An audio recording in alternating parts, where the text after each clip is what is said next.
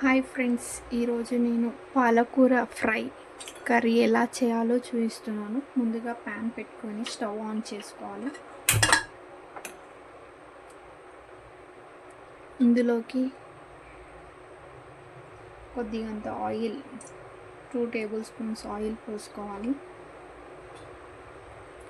Oil heat అయ్యాక onions వేసుకోవాలి. ఇప్పుడు నూనె వేడైపోయిందండి. ఇందులో ఆనియన్స్ వేసుకుందాం.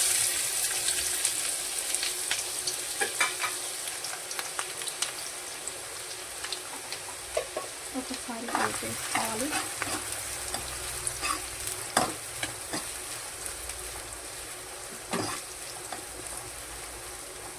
ఇలా కలిపేసుకున్నాక కాస్తంత ఉప్పు, పాలకూర కర్రీలో కొద్దిగానే వేసుకోవాలండి, ఉప్పు అవుతుంది.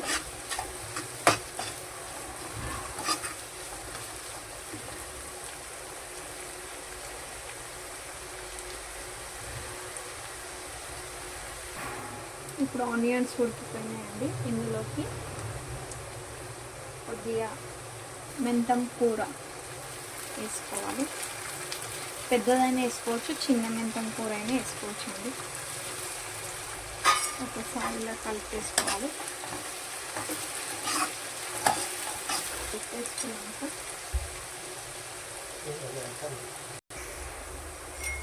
ఇందులోకి 3 పచ్చిమిర్చి అండ్ వెల్లుల్లిపాయలు దంచి పెట్టుకున్నానండి. ఇది వేసి ఒకసారి ఇలా కలిపేసుకోవాలి. కొద్దిగంత పసుపు వేసుకొని ఇలా కలిపేసుకోవాలి. కలిపేసుకొని కొద్దిగంత కారం అండి, లైట్గా ఇందులో కొద్ది కారం వేసి కలిపేసుకోవాలి. కలిపేసినాక ఇందులో నేను 5 కట్టల పాలకూర తీసుకున్నానండి. ఇలా వేసేసుకొని కలిపేసుకోవాలి.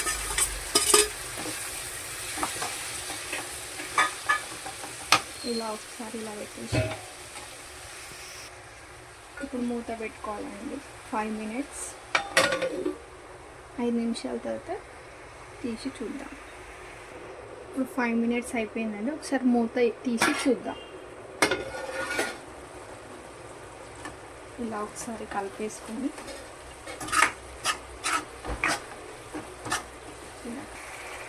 ఇందులో ముందుగానే నేను 5 నిమిషాలు పెసరపప్పు నానబెట్టుకున్నానండి. ఇది 2 స్పూన్లు. ఇది ఇందులో వేసుకుంటున్నాను. ఇలా ఒకసారి కలిపేసుకొని ఈ వాటర్కి ఉడికిపోతుంది పెసరపప్పు. కొంచెం పలుకుగానే ఉండాలండి, బాగుంటుంది రైస్లోకి. చపాతీస్కి బాగుంటుంది. చపాతీస్కి అయితే కొద్దిగా ఉప్పు తక్కువ వేసుకోవాలి.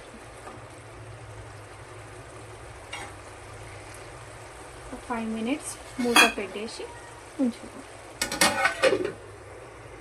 ఉడికిందా లేదా చూద్దామండి. ఒకసారి ఇలా కలిపేసుకుందాం.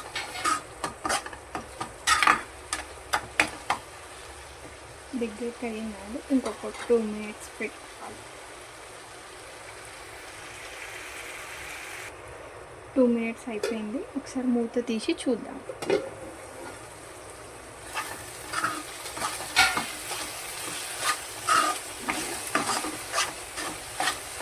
అండి, కర్రీ అయిపోయింది. స్టవ్ ఆఫ్ చేసేద్దాం. మొత్తానికి పాలకూర కర్రీ అయిపోయిందండి. ఇది చపాతీలోకి, రైస్లోకి బాగుంటుంది. నచ్చితే కనుక లైక్ చేయండి, షేర్ చేయండి. Thank you.